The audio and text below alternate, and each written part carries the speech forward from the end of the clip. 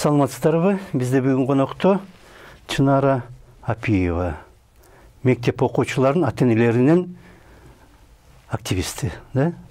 Өткөн жайында жолукканбыз, ушундай интервью кылганбыз. Андан бери кандай өзгөрдү? Министр алмашты. Ушул билим берүү тармагында өзгөчө мектептерде абал кандай деп баалайсыз азыр? Саламатсызбы? Азыркы күндө өзгөрүүлөр бираз болуп атат, жаман дебейбиз. Жакшы, министрлик жагын келген министр Каныбек Абдыбаситович иштеп атат, аракет кылып жатат. Бирок ошол кишини дайындагандан кийин иштегенге мүмкүнчүлүк бербей жатышат. Ким бербей атат? Кандай десем, кээ бир жогорку кеңештин депутаттары бар. Билим берүү департаменти жакшы иштебейт. Колго алыш керек, шаардыкы. Мурунку кеткен Сауле Мейирманова, булар биргеликте иштеш керек болчу. Шаардын мектептерин караган, бүт баарын шаардык билим берүү департаментине карайт да шаардын мектептери. Бирок алга жылуу деген жок да. Мектептерди тейлеген, тескеген, ата-энелерден түшкөн арыздар боюнча иштеген орган жок сыяктуу. Билим берүү министрлиги жагын келген иштеп атат. Бирок ага жардамдашып кол кабыш кылган адам жок сыяктуу. Себеби дегенде билим берүү министрлигине бир 10го жакын эле адамдай көзгө көрүнүктүү иштебесе, калганы жөн эле бюджеттин акчасын кетирип эле жүргөндөр да. Себеби дегенде канча деген адам иштейт. Ушу мектеп жагын карагандар. Мектеп жагын. Баары билим берүү министрлигине канча деме болсо бир ошонун бир 40-50% кыскартып салыш керек да. Мен ошентип эле ойлойт элем. Себеби дегенде жакшы иштей алышпайт. Канчалык арызды жазсаң, жөн эле кагаздар келет, бирок жыйынтык жок. Иштеп атабыз, каралып атат, болуп атат дейт, бирок жыйынтык жок. Себеби дегенде бул билим берүү департаменти азыркы милдетин аткаруучу болуп калды Никифорова. Азыр шаардын мектептери мындай караганда крышабайт этип алды десем да болот да. Себеби дегенде азыр мектепте 1-класска кириш үчүн ар бир бала жок эле дегенде бир $500 берип киришет. 500 сомбу долларбы? Жок, $500 төлөп киришет. Мектепке кириш үчүн? Мектепке кириш үчүн. Бул маселени бардык жогорку кеңештин 120 депутаты бардык эле билет. Биз канча депутатка кирип чыксак алар баары айтат да, мен ушул мектепке берейин десем $500 сурады менден. Кээ бири киргиздим дейт, кээ бири киргизген жокмун дейт. Эмне себептен $500 алат? Ал акчалар кайда кетет да? Анан кийин азыркы күндө мына былтыр электрондук кезек менен кирип калды. Бирок электрондук кезек менен кирип коррупцияны жоёбуз деген бир четинен жакшы, бирок ошол системага мектеп жетекчилери баш ийбей жатат да. Себеби ошол системаны алдыга жылып кетишине тоскоол болуп жатат. Электрондук кезек менен мектепке киресиң, кезекке балаң турат, документтерди алып барайын деп тапшырганы барсаң, банкта счетту берет. Сиз ушуга өз калооңуз менен 6.000 же 10.000 сом же болбосо 15.000 сом сиз ушуга жардам кылып койсоңуз биздин мектепке. Кезекке тургандан кийин? Кезекке тургандан кийин ушундай нерселер болот. Документти кабыл алыш үчүн? Документти кабыл алыш үчүн. Азыр болсо эми жерлерде жанагы микроучасток деп коюшат го. Ошол жердеги окуучулар ошол эле мисалы үчүн бир мектепке 67-чи мектеп деп коелучу. Тегерек четиндегилер отурса, башка райондон ошол мектепке келип окугусу келген балдар бар да. Же болбосо мурунку агасы, иниси же эжеси окуган болот. Ал жака кириш үчүн, мисалы үчүн мектеп директору же болбосо завуч жана орун басарлар айтат, силер бизге акча берсеңер, микроучасток эмес экениңерге карабай биз алабыз балаңарды деп. Ушундай болуп калды. 67 бул жана Бөкөнбаев көчөсүндөгү мектеппи? Бөкөнбаев Шопокова көчөсү, Бөкөнбаев Шопоков көчөлөрүндө. Бул бир эле мектеп эмес, бир эле 67 эмес. Көптөгөн мектептер бар, 69 бар. Тизмектей берсең, эми аты чыккан мектептерге кириш бир аз кыйыныраак. Андан да кымбатпы? Андан да кымбатыраак. 69-чу мектеп андан кымбатыраак, 70-чи гимназия андан да кымбатыраак. Эми өзүнүн статусуна жараша. Бул бар эмес да. Шаарда канча бир 100 бир нече мектеп бар, 100 канча мектеп бар. Кыргызстан боюнча 2200 мектеп бар. Баары эле ошондой эмес да. Кээ бирлер жана статусу бар, өзүңүз айткандай. Статусу бар мектептерге кириш кымбатыраак. Жана базар сыяктуу да. Жана мектеп билим берүү мекемеси болбой калган. Бул соода, акча чогулткучу мекемеге айланып калган сыяктуу да. Себеби дегенде статусу жогору болгон мектепке көбүрөөк акча берип киресиң, а жөнөкөй мектепке азыраак акча берип киресиң. Бала бакча деле ошондой. Бала бакчага деле жакшы бала бакчага көбүрөөк акча бересиң. Кезекке турбай кириш үчүн. Кезекке турсаң деле ошондой болуп калат. Бирок чындыгында кээ бир жерде акча бербей кирип каласың. Ар бир кадам акча болуп атат. Ошондой болуп калган. Жана электрондук кезекти киргизебиз дегенде мындан ары ошо кезекке туруш үчүн пара берүү же коррупция болбойт деген, а бирок баары бир документти кабыл алганда документти компьютер аркылуу жибере албайсың да. Колуң менен өзүң алып келип бериш керексиң. Ошол убакыт алат экен, айырмасы эмне болуп калып атат анда? Айырмасы жок да. Мисалы үчүн мына быйыл 110 миң окуучу мындай канча деп аткан, мектеп жашына чейин канча экен аз так немеси менде жазып болчу, эсимен чыгып кетиптир. Билим берүү министрлигинен айтып аткан болчу, мектепке келе турган ушунча окуучу депчи. Ошол окуучулардын бир 60% дейинчи же 50-50 болуп калат. Акча бербей калышы мүмкүн, жарымына сөзсүз түрдө алынат. Себеби кантип мурда акча алып жүргөн, акча албай калыш бул өтө оор. Ошол мектеп мафиясы үчүн өтө оор. Ал себеби мындай кандай десем, саан уйдай болгондо бир мезгилде эле сүт чыкпай калса эмне болот? Жана баланы эмчектен чыгарышканда кандай кыйынчылык менен чыгарасың. Бир жума уктабай күнү түнү бала менен болуп, биздики андан да оорураак болуп калып атат да. Бул акчадан, коррупциядан арылуу. Эмчектен аны эметип атат. Мугалимдерди. Коррупциядан арылуу ошондой эле болуп калды, баланы эмчектен чыгаргандай эле сыяктуу болуп калды да. Бул өтө оор. Коомчулуктун эң мындай оорчундуу маселеси да булчу, именно биздин Кыргызстан үчүн. Азыр биз жөн эле коронавирус деп коркуп дүрбөп жатпайбызбы? Бул коронавирустан да абдан өтүшүп кеткен. Мындай рактан да өтүшүп кеткен оору болуп калган да, бул коррупция деген. Мектеп коррупциясы. Жаңы министр болгондо талап кылбагыла, жазаланат, мугалимдердин арасынан эч ким акча талап кылбагыла деп айткан, туурабы? Анан бирок жанагы токтотулсун деген приказ чыккан эмес. Чыгандай болду? Мындай буйрукту эң биринчи 30 сентябрда чыгарган. Мен буйрук чыгаруу менен эң биринчи немесин мен алган болчумун. Мага жиберишкен. Ошол жерде мектептердеги фонд, акча чогултуу, класстык капелка, майда чүйдөлөр бардыгы токтотулсун деп тыюу салган чыккан эң биринчи буйрук. Андан кийин аны жанагы независимый эксперт деп коет. Ошолор, мектептин директорлори, билим берүү министрлигинин юристтери, ошолор кайра чечишип, бул фонд деген бул коомдук фонд. Муну жоюп салганга болбойт таптакыр. Бул ата-энелердин каалоосуна калтырыш керек деген мааниде кайрадан чукул жыйын өткөрүшүп, 2 октябрда кайра ал буйрукту оңдоп чыгарышты. 3 күндөн кийин. 3 күндөн кийин кайра буйрукту оңдоп жазышты. Ал жерде мектеп жетекчилиги, мугалимдер ата-энелердин акчасына эч качан кийлигишпеш керек. Ата-энелердин өздөрү чечишсин, өздөрүнүн маселеси. Ыктыярдуу түрдө. Бирок мындай сөзсүз түрдө, милдеттүү түрдө деген болбосун деген. Ошол эле буйруктун негизинде азыр ата-энелер 2 жаат болуп бөлүнүп калды. Мына Кыргыз Республикасы боюнча, мамлекет боюнча. Себеби дегенде мугалимдер сурабасын деген буйрук чыкты да, аралашпасын деген. Мугалимдер жана ата-энелер комитетине айтат, ушунчадан акча чогултуш керек. Айткыла дейт. Ата-энелер комитети ата-энелердин группасына айтат. Азыр WhatsApp, интернет деген жакшы жетишип калган. Ошол жерде ата-энелер жарымы беребиз десе, жарымы бербейбиз дейт. Азыр 2 жаат болуп, жөн эле согуш ушундай болуп калган. Ата-энелерди бири-бирине мындай салып берип койду да бул. Кайраштырып койду. Себеби жарымы беребиз дейт, жарым бербейбиз дейт. Беребиз дегендер эмне себептен берет? Себеби коркуп берет алар. Эгерде акча бербесе, баласы куугунтукка учурайт.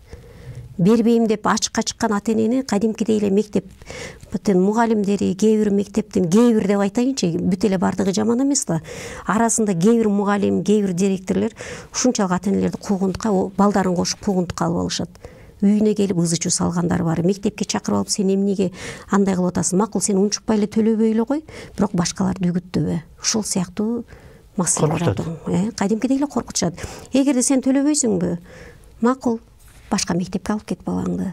Чыгып кетсин. Чыгып кетсин деген. Мындай абдан көп учурлар мага жазышат, телефон чалышат, кээде ошол жерде запись кылып, видео кылып, кээ бири түз жиберишет, кээде ошол жерде отуруп мага чалып коюп, ошол жакты уккан күндөр болот. Мектептин мугалимдери, директорлор, завуштар кадимкидей эле коркутушат. Сенин балаң жакшы окубаса, балаң жакшы окуса өлмөк экенсиң, төлөп койбойсуңбу эми акчаны дейт. Ар бир окуучуга айына 500 сомдон, 450 сомдон, ар кайсы мектептин баасы ар кандай да фонд деген. Бул ата-энелер үчүн өтө оор, ай сайын төлөгөн. Эгерде жылына 500 сом төлөсө, ошо мектептин жана тек персоналдарына, майда чүйдөсүнө керектелип турган болсо, бул жылына 500 сом болсо ата-энелер көтөрөт. Ай сайын 500 сом, 450 сом деген эмне деген акча. Мындай эле бир мисал келтирсек, шаарда азыр окуучулар аябай тыгыз жайгашканда, бир мектепте эң эле аз дегенде 3000 окуучу бар. Эң азында 2,5 окуучу. Шаарда. Кээ бир мектептерде 4000ге жакын окуучу бар. Кээ бир мектептерде 4500 ушундай болуп кетет. Эми орточо эсеп менен алганда бир мектепте 3000 окуучу деп алалы, могу шаардын ичинде чоң мектептерди алганда. Айына 500 сомдон болгондо бир айда 1,5 миллион сом акча чогулат. Ал 1,5 миллион сомдон ай сайын чогултканда 10 айда 15 миллион болуп атат. Эгерде ошол акчаны максаттуу түрдө мектепке пайдалансак, эмне үчүн жок, эмне үчүн биз китеп сатып алабыз? Анын ичинде да катасы бар китептерде. Кереги жок китеп болуп калып атпайбы? Моя родина Россияда окутуп атышат азыр азбукаларды. Эмне үчүн биз ошондой китептерди окуйбуз? Эмне үчүн туура эмес жазылган китептерди окуйбуз? Ай сайын 1 миллиондон чогулуп турганда деле ар бир мектепте. Анда балдар китеби жок, интернет менен, компьютер менен окуп калмакта. Мындай караганда акча туура эмес кетип калып атат. Ошол акчанын изин табыш кыйынбы? Же табылган учурлар барбы? Баланча акча чогултулду, баланча мектепте. Анан ошонун ар бир сому баланчага жумшалды деген бир эмени чыгарса болобу отчетту? Негизи чыгарса болот. Бирок бардыгы көз жумуп келет да, эң туура суроо берип атасыз. Мисалы үчүн ал нерсени көзөмөлгө алып, ар бирин ачык айкын так көргөзгөнгө болот. Бирок андай нерсеге жогорку кеңештин бирки депутаттары дагы чыкпадыбы бизге каршы? Шайка ата-энелер тигиндей мындай, алар бузукулар дегендер чыкпадыбы? Жогорку кеңештин аты чыгып эле ушинтип айтып атабы? Строкова айтып чыккан. Ал үчүн ата-энелер да бир сыйра көтөрүлүп чыкты. Бирок өкмөт башчы Абылгазиев өзү айтып атат, мектептерде канча акча чогулганын биз билбейбиз, кайсы жака жумшалганын да билбейбиз деген сөзү бар. Эмне үчүн текшере албайт? Эмне үчүн? Именно ушул суроо болуп атпайбы? Эмне үчүн ата-энелер акча берет миллиондоп, эмне үчүн аны эч бир орган текшере албайт? Ата-энелер жөн эле акча бере бериш керек эмес да. Кайда кеткени билиниш керек. Балдарга кеттиби, каяка кетти билиниш керек. Прокуратура текшере албайт. Башка жака жазсаң текшере албайт. Ал жетпейби же текшергиси келбейби же бир мындай тоскоолдук барбы? Мыйзам түрүндө бир. Жок, бул фонд деген бул өз каалоосу менен ким кааласа, каалаган өлчөмдө, каалаган мезгилде жардам бере турган фонд, өзүнүн каалоосу менен. Бизде андай болбой калып атпайбы? Мажбурлоо түрүндө болуп атат. Именно ошол нерсени Билим берүү министрлиги да көзөмөлдүк ала албай атат. Себеби дегенде ал ата-энелердин акчасы. Биздин укугубуз жок. Билим берүү министрлиги да, прокуратура да ошентет. Бир гана финпол текшерет. Укугубуз жок дейт. Укугубуз жок дейт. Ал ата-энелердин акчасы. Биз аны карай албайбыз дейт. Биз отчетун ала албайбыз дейт. Только ата-энелер алыш керек дейт. Эгерде ата-энелер алалы десе, аны бербей жатпайбы? Берет кагаз түрүндө. Аябай сонун, кооз укмуш, бүт бардыгы 1 сомуна чейин жазылган кагаз түрүндө. Бирок чын эмес. Чын эмес. Мектептер бар эми ата-энелердин акчасын жумшаган. Мен бир 10 чакты мектептерди кыдырып көрүп келдим. Бир 80% мектепке жумшаган, 20% жеген ата-энелердин акчасынчы. Эми жесе деле эми жумшап атпайбы? Бирок мектептер жакшы, таза, компьютерлери бар, окуучулар үчүн мүмкүнчүлүк түзүлгөн, ушундай мектептер бар, жок эмес. Кээ бир мектептерде бир 20% мектепке жумшайт, кичине линолеум салат, же болбосо башка жерин кылат, болду. Калган 80%-ын сол чөнтөккө кетип калып атат. Ата-эненин акчасы кайда кетет? ата энелердин жана комитеттери ушунун баарын башкарыш керек туурабы, ыктыярдуу фонд деп. Эмне үчүн алар колго ала албайт же ушунчалык катуу басымбы жанагы мектептин жетекчилиги тарабынан? Мен ойлойм, жанагы отчет бере албай жаткан мектептерде бул жанагы жалпы мектептик родительский комитет дегендер бар, ошолор менен биргеликте булар мафияда рэкет. Ушундай эле сыяктуу болуп калып атат. Себеби дегенде алар отчетту бере албайт. Акча бере албайм деген ата энени кадимкидей эле үйүнө чейин барып куугунтуктаганга чейин барышат да. Мугалимдерби же жанагы? Мугалимдер дагы, ата энелер дагы. Комитеттин мүчөлөрү. Комитеттин мүчөлөрү. Сен эмнеге бере албайсың? Балаң үчүн эмнеге аяйсың сен дегендер бар. Макул, ар бир ата эне берет. Бирок бере албай калгандар да бар да. Айына 500 сомду кантип таап берем дегендер бар. Айына 500 сом бергенден көрө 2 килограмм ет алып, 1,5 килограмм ет алып баласына тамак берген жакшы го. Жөн эле бирөөнүн чөнтөгүнө салгандан көрө. Айлыктары аздар бар да, төлөй албаган. Айлыктары аздар бар, жумушта иштей албагандар бар, үйүндө инвалидтер бар. Мисалы үчүн бир эле мисал айтайын. Бир ата эне бар, 3 баласы бар. Анын бир баласы инвалид. Үйүндө сөзсүз түрдө бирөө карап отуруш керек, 2 баласы окуйт. Жалгыз күйөөсү иштейт. Күйөөсүнүн айлыгы 12 000 сом. Эми элестетиңиз, 2 баласына 1000 сомдон төлөш керек, тамагы бар, жол киреси бар. Ал үй бүлө кантип акча төлөйт? Аны эсепке алган эч ким жок. Эгерде мамлекеттин хотя бы мындай пособие берилип турган болсо дагы, мамлекетке беребиз дейт. Андай болбой калып атпайбы? Окуучулар үчүн бүт бардыгы бергиси келет, балдар үчүн баары бергиси келет. Бирок ошол балдарга түздөн түз ошол жумшалса. Анан дагы бир оорулуу жер бар. Мугалимдерге акча чогултмай, белек бермей, майрамдарда ушундай болуп калат атпайбы? Тигинден тышкары, бергиле акчадан тышкары. Андан сырткары ага эч мындай фондко жанагы ай сайын 500 сомдон 450ден төлөнүп атпайбы? Андан сырткары бар. Андан сырткары кээде 500 сомдон ремонтко төлөшөт. Өзүнчө акча. Андан кийин класстык копилка деген бар, ай сайын. Ага акча беришет. Анан майрамдар бар. Бир жылда канча майрам бар? Кыргыздардын майрамыбыз абдан көп эмеспи? Анан ошол жерден орчундуу бир 4-5 майрамды алып алышат. Мугалимдер күнү, жаңы жыл, 8 март, анан жана башталгыч класстар үчүн жана алипе майрамы. Анан кийин жанагы класстар бүтүп кетип аткан акыркы коңгуроо, же болбосо бүтүрүүчү класс, ушундай болот дагы. Эң эле кеминде 200 сомдон чогултушат. Ар бир класс. Ар бир окуучу. Ошону көтөрө албайбы мектеп өзүнүн бюджетинен? Же бюджеттен дагы бөлүнөт, анан кошумча дагы ата энелерден чогултабы? Ал бюджеттен сөзсүз түрдө ал каралбайт, кандай статьялар жокпу? Жок, мугалимдердин эмесине каралган эмес. Мүмкүн эми жакшы иштегендиги үчүн ардак грамота бир сыйлыктар болсо керек эми ал жагын билим берүү агартуу системасы эле билбесе. Бирок ошол мугалимдер күнүнө, мугалимдин туулган күнүнө ушундай акча чогултуп атпайбы? Бул ата энелерди мажбурлап беришиң керек дейт. Анан кээ бир жерде мугалимдер бар, мен алтын чынжыр тагынышым керек. Граммы аз болуп калбасын. Тигил класстыкы аябай жакшы бериптир комплеги менен. Меники эмне үчүн ушундай болуп калды? Кээде алып келген белегин ыргытып ийген мугалимдер бар. Албайм, менин эмгегимди силер баалабай койдуңар. Ушундай күндөр да болуп калат. Ал биз өзүбүздүн башыбыздан эле өттү. Мен анда өзүм ата энелер комитети болчумун. Акча чогултуп берем. Биз алтындай жынжыр чалып берген эмеспиз. Кайсы бир майрамда акча чогулттук, ар бир окуучудан 100 сомдон. Классыбызда 38-39 бала бар болчу, ошонун бир 25 ушундай эле берип калды. Анан кийин берели десек толук эмес. Мугалимибиз айтты, ушундай чогулбайт атса, тигил монча деп бир 5-6 окуучуну айтты, алар ата энеси таптакыр бербейт. Сурабагыла алардан. Мугалим өзү билет да, ким акча берет, бербейт. Анан кийин аз акча болуп калды, эми 2000 канча болду, 2200 2300 алып барып берсек, мугалимибиз албай таарынып. Менин жанымда да бир 2 ата эне болчу. Аябай намыстанып уялып биз. Ата энелер ушунчалык неме болуп калды, мындай көбүрөөк эле чогултуп койсок эмне болот эле депчи. Биз ошол мезгилде мындай мыйзамды кандай экенин, конституцияда кандай жазылган экенин биз ошондо мындай билген эмеспизби, же болбосо бир кошоматчы бололу дегенбизби, бир ушундай ой болгон да. Ошол күн дагы деле эсимде. Себеби дегенде мугалим албай таарынып гүлүбүздү мындай терезеге коюп кетип калган да. Мага гүлүңөрдүн кереги жок, акчаңардын кереги жок. силер мени башкалардын алдында сындырып койдуңар дейт.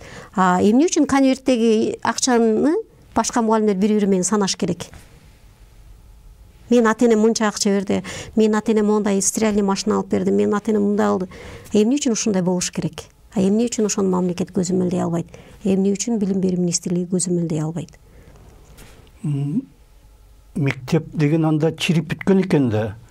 Кандай тарбия бере алат балдарга эгерде мугалим өзү ушундай болсо? Бул дагы жакшы суроо болуп атат. Азыркы күндө мына балдарды сабап коюп, балдар каза болуп, ушундай болуп калып атпайбы, рекетство болупчу. Анан эгерде мугалим, бардык мугалимдерге мен азыр алдын ала кечирим сурайм, бүт бардык мугалимдерге катуу тийип калбасын дейм да. Мындай кээ бир мугалимдер бар, өздөрү кадимкидей эле рекет сыяктуу. Жанагындай кылып акча сурап атса, салат жасабайсың деп атса, окуучуларды сабап атса. Сабаган учурлар көппү? Сабаган учурлар абдан көп. Сызгыч менен сабап колдору кесилип кеткен немалар сүрөттөрү мага жиберишкен, анан кайра суранып, ал мугалим жумуштан кетип калбасын эже. Өчүрүп коюңузчу, чыгарбаңызчы деп сурангандар бар да, өздөрү мага жиберишет. Мен ушундай эле бир случайын айтып берейин. 89 мектепте музыка сабагынан берген Самат деген агай бар. Жаш бала экен. Үй бүлөсү барбы жокпу, анысын билбейм. Ошол мугалим бир окуучуну сабап коюп, 3-4 класстын окуучусу сабап коюп, ал бала больницага жатып калды. Үйүнө келип тырышып, сабоодон кийин ал өз анын баланын башында сотрясениясы бар болгон, бир аз мурдабы же ошол мезгилде болгон. Ал сотрясение дагы мурунку бир мугалимдин сабаганын айынан келип чыккан. Ал мугалимди жумуштан кетиришкен, мектептин директору келип ортого түшүп 50 000 сом берип, жанагы ата-энеге ушуга дары дармегин алгыла, арыз жазбагыла, байкуш мугалим соттолуп кетпесин, ушу 50 000 сомго дары дармекти алып, балаңар жакшы болуп кетет деп. Ал акча эмне, адамдын өмүрүн сактап калбайт да. Бала өмүр бою сотрясение болуп калып калды. Баш мээси чайкалды да. Анан ошол жерге дагы урган болуп калат. Кайра дагы ошол китеп менен, ошол оорураак китеп менен башына 2-3 жолу чапканда үйүнө келип бала кулап калган. Бала келип арызданып ыйлаган эмес, мени урду деп. Качан тырышып жатып калгандан кийин өзүнө келтирип алып больницага алып барганда гана айтканда, мени ушундай агай урду деп. Башталгыч класстын баласы эмне, ал наристе да күнөөсү жок. Эгерде мугалим болуп ошол балдардын ызычуусун көтөрө албай жатса, анда эмнеге иштейт мугалим болуп? Мугалим деген психолог болуш керек, мээримдүү болуш керек. Ар бир окуучу менен жеке тил табышканга аракет кылыш керек. Азыркы күндө ата-энелерди тарбиялаш керек деп айтышат бардыгычы. Туура, ата-энелерди да тарбиялаш керек. Бирок ошол эле мезгилде мугалимдерди кошо тарбиялашыбыз керек. Ушул жагынан бир аз аксап турат. Себеби дегенде жана союз тарап калган мезгилде, жана олку солку болгон мезгилдеги балдар азыркы, ошол мезгилде жаштар азыркы мезгилде мугалимдери. Ошол мезгилде ата-энелери Россияга таштап кеткен, иштегени же болбосо мындай болуп калган. Анан акча берип эле бардыгы бүткөн, дипломду барып бүткөн эмес, окуган эмес, жөн гана дипломду алып иштегендер сатып алган мүмкүн. Ошондой олку солку мезгилдеги жаштар, азыркы мугалимдер тарбия жагынан бир аз аксап турат да. Ушул билим берүү тармагындагы бир аз аксатып атат. Мен ошентип эле айтат элем. Себеби дегенде окуучулар менен ар бири менен тил табыш бул мугалимдердин милдети. Мынтип айтсак болобу, ушул мына система өзү мектептердеги билим берүү системасы мындай ошол мезгилден тартып жапайы болуп бир азуу болуп кеткен. Азыркы жаңы жетекчилик министрликтин оңдойн десе дагы ал азуу болуп кеткен жылкы сыяктуу ошону кайра үйрөтө албайт. Жайлоодогуну корого алып келип байлаганда кандай кыйын болот, ошондой эле болуп калып атат да. Эң туура айтып атасыз. Себеби дегенде мындай канчалык арыз мен айтып атпаймынбы? Ушу республика боюнча 73 мектептин тизмесин бергенбиз жогорку кеңештин депутаттарына жана билим берүү министрлигине. Ошол жерде фактыларды берип, кайсыл мектептер экенин да көргөзүп бердик. Бирок мындай жыйынтык болбой жатат да. Бир мектеп алы жетпейт. Себеби аябай мындай тамырланган бир ото чөп болот го, ошондой болуп кеткен. Аябай тамырланышып кеткен да, аны алыш өтө оор. Бир мектептин директорун алыш бул билим берүү министрлиги үчүн бир өлүм менен барабар болуп атат. Себеби коркот, ала албайт. Аны алайын десе, анын кыршасы жогорку кеңеште отурат. Анын кыршасы же өкмөттө отурат, ал мектептин директору. Билим берүү министрлиги мындай карасаң жөн эле бир галочка сыяктуу да. эч нерсе кыла албайт. Жөнөкөй бир райондун жетекчисин, районуну же гаронуну алыш өтө оор. Себеби дегенде мен ушул эле нерсени мен мындай кээ бир айтышы мүмкүн калп депчи. Биз мындай чыныгы мындай практика жүзүндө көргөзөт элек. Сокулук районунун билим берүү бөлүмүнүн башчысы Эмилбековду алыш үчүн июндан болсо 6 ай убакыт кетти. Ал киши улам больницага жатып алат, 70-теги агай болчу. Улам жатып алат, кайра неме болот, кайра келет, улам жатып алат, больницага жатып алат да. Эми бул деген уят. Биз билим берүүнү өркүндөтөбүзбү, мамлекетибизди өстүрөбүзбү, же болбосо каяктагы бир акча жегич коррупционерди эркелетип отурабызбы? Бизде убакыт аз калыптыр, бир 4-5 мүнөт. Мына жогорку кеңеште да каралмак эле эмне болот атат ошол маселени кыска бир айтып берсеңиз. Жогорку кеңеште бул азыр каралат деп биз өткөндө Кенжебек Бокоев бизди чакырган. Соц комитетте ошол жердин жыйынына чакырган болчу. Тилекке каршы бизге мага сөз бергенге уруксат берген жок. Аида Исмаилова деген депутат. Эмне үчүн? Себеби дегенде бул Апиева деген жогорку кеңештин жаман ойлорду айтып атат. Биздин өлүмүбүздү тилеген аял экен, анын сөзүн биз укпайбыз деген. Ушундай бир. Ал кандай логика? Эгерде бирөө каршы болсо, ага сөз бербей, жактаган үчүн сөз бербей. Себеби дегенде бир канча мектептин директорлорун крышевать эткен жогорку кеңештин депутаттары деп атпайбызбы? Себеби дегенде жогорку кеңеште бул көтөрүлбөй келет мектеп маселеси. Ошол жерде азыр толуктоо оюмду айтып кетейин. Кенжебек Бокоев бизди чакырды, соц комитеттин бардыгы отурушту. Мен сүйлөгөнгө Аида Исмаилова мүмкүндүк берген жок, бирок дагы жана акча беребиз деп директорлорду жактаган бир ата-энелер бар, ошолорду да кошо киргизишти да. Кандай неме менен кирди биз аны билбейбиз. Бирок бизде 3 эле ата-эне киресиңер деп эшикте 10-дон ашык ата-эне калып калды, кире албайчы. Атайын чакырышкан болчу, бирок 3-өңөр гана киресиңер деди. Ошол жерде соц комитетте Кенжебек Бокоев ушул маселени көтөрүп, Кудай буйруса ушул март айынын аяк ченинде парламентте эң чоң жыйын болуп, мектептин директорлору, билим берүү министрлигинен, ата-энелерден жана жогорку кеңештин депутаттары болуп ошол нерсени талкуулап көтөрүп берели деп сөз беришти. Бир добушка коюшуп, ошону колдоп берели, көтөрүп берели деди. Эми ошону күтүп атабыз азыр биз жогорку кеңештен.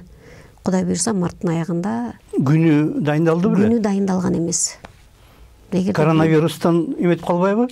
Болбой калбайбы? Эми коронавирус менен азыр мектепте коронавирус болсо деле мугалимдер келип иштеп атат, мамлекеттик кызматкерлер иштеп атат. Эгерде корксо маска тагынып болгон нерсе менен коргонуп алып кирет элек жогорку кеңешке. Эми бүт бардыгы 18.000 аламды Алла Таалам өзү жараткандан кийин алса дагы койсо дагы эми Кудайдын колундабыз да барыбыз. Бирок ошентип эле коронавирусту эле коркуп жата бербей, биз чечиле турган маселелерди чечиш керек. Көтөргөн көйгөйлөрдү чечиш керек. Себеби элдер биримдикте болуп, бул билим берүү системасын көтөрүп алсак мамлекетибиз өнүгөт. Мамлекеттин өнүгүшүнө эң биринчи бул жол билим берүү тармагы. Билимдүү коом өсөт да, билими жок болсо улам түшө берет. Жана айтып атат го, жана мамлекетти талкалаш үчүн биринчи анын билим берүү тармагын талкала дейт. Жалаң сабатсыздар отурса биз кайда барабыз? Ошон үчүн билимдүү жаштардын билимдүү келечек муунун өсүшүнө биз жол беришибиз керек. Эски нерсенин баарын таштап, жаңыча бир жашоо башталыш керек да. Мына коронавирустун чыкканы бир чети жакшы болду. Адамдын жашоого болгон көз карашы мүмкүн өзгөрдүбү деген да ой келет да. Мен ушул акчанын баарын жебей ушуну элге кылайынчы. Мен өлүп калсам калып кетет ушул акча деген да бир ой болуш керек да адамдачы. Мен жалаң эле жей берейин деген эмес, мен элге берейин, элге кызмат кылайын деген адамда ой пайда болуш керек. Канча адам бар силердин ушу группада, активисттер? Биздин группада азыр мен өзүм бир топ группаларды ачканмын. 40-тан ашык группа бар. Ар биринде эң эле аз дегенде азыр четинен баары чыгып, эң азында 30 адам болсо, эң көбүндө 200 канча адамдан отурат. Ошондо 10.000ден ашык ата-эне бар. Мугалимдер барбы арасында? Мугалимдердин да өзүнчө группасы бар менде. Ушул мугалимдер жөнүндө да жакшы айттыңыз. Азыр мугалимдер мектеп жетекчилиги тарабынан кысымга алынып, куугунтукка алынган мугалимдер бар. Алар дагы жардам сурашат да. чынара бизде ушундай фактылар болуп атат. Тарификация боюнча иштебеген адамдарды каттатып коюп, директорибиз өзүнүн туугандарын же тааныштарын жаздырып алып атат. Бизге саат бөлүнбөйт. Же болбосо мындай кылат, же болбосо биз ата энелерден акча чогултпайбыз десек, жумуштан айдап атат. Ушундай фактылар аябай көп. Мугалимдердин группасы бар өзүнчө. Мугалимдер менен бөлүшүп турабыз. Ардагер мугалимдер бар. 30-40 жыл иштеп, жакшы азыр ардактуу эс алууда болгон, анча-мынча мектептин директорлори бар, өздөрүнүн ой тилектерин айткан. Канткенде биз ушул абалдан чыгабыз деген абдан жакшы мындай өзүнүн тарбиясын берчү мындай мугалимдер менен чогуу группада отуруп, күндө бир маал баарлашып, кайсыл мектепте кандай жаңылык болуп атат, канткенде биз коомду өзгөртөбүз, канткенде мугалимдердин укугу корголот, канткенде окуучулардын укугу корголот. Ушундай бир маселелерди айтып, чоң-чоң эжелер, агайлар өздөрүнүн ойлорун айтат.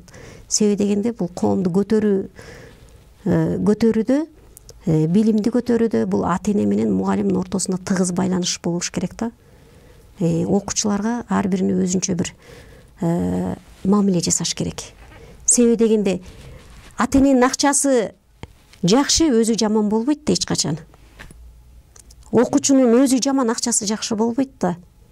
Мугалимдик кесипти ал адам өзү мугалим тандап алган үчүн мугалим болуп иштейт.